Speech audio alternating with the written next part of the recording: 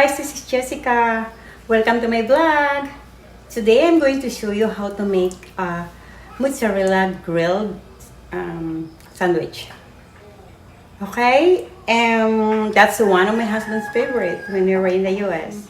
It's very simple to cook. There's only 3 ingredients, which is the cheese, the bread, and the butter. So dissolve it. Okay, so let's do it! Okay, mag-umpisa na po tayo. Ito yung butter. Ito yung first na ilagay natin. Ganito. Medyo melt na siya.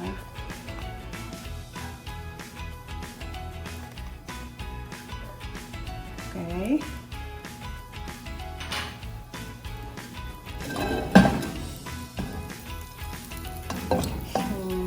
Spread lang natin siya.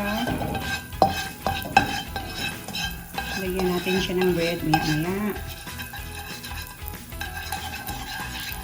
Okay, so ready na yung lagyan na natin ng bread.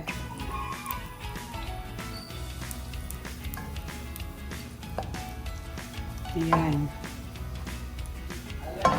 I-grill lang natin konti yung bread until mag-brown na siya.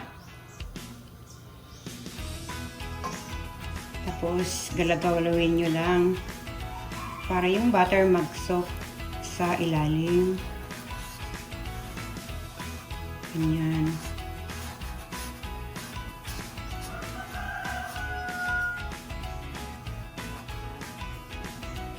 Okay, tingnan natin kung ready na siya. Ilagay na natin yung cheese. Yan, kamayin na natin.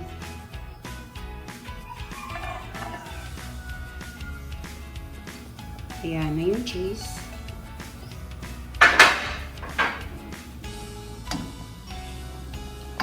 Tapos, ilagay natin to on top. Sa ibabaw.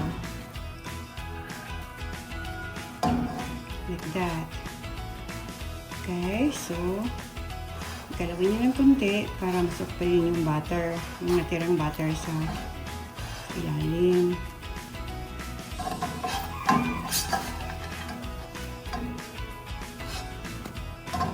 Try to turn it.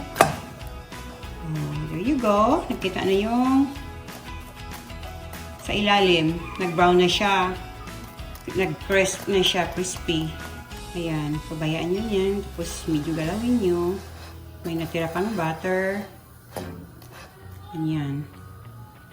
Until mag-melt na yung cheese, tapos mag-brown na yung bread. Totally brown. Ayan. Ito yung gustong-gusto ng asawa ko. Ganito ka-brown. Pero kailangan pa itong mag-brown dito. Yun ang gusto niya. Siya yung kakain dito.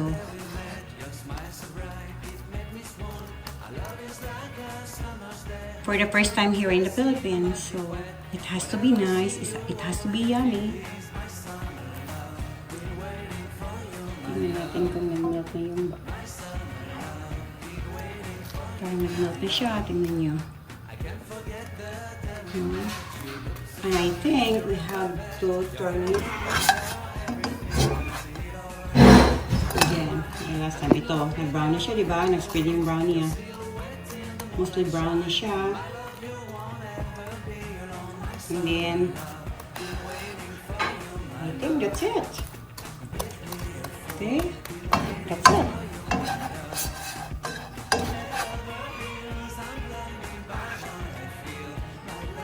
Oh, ito na yung finished product. So, we have to cut it into 2, slice it while it's still hot.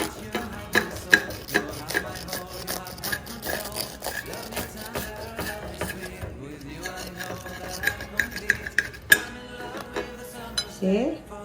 Did you see it? There's the cheese. It's totally melted. Ang sarap. Tingnan mo. Ito na. Tapos, iganyan nyo lang pag-serve para mas maganda tingnan. Ayan.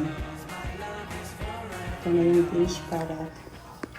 Thank you guys. Thank you for watching. God bless.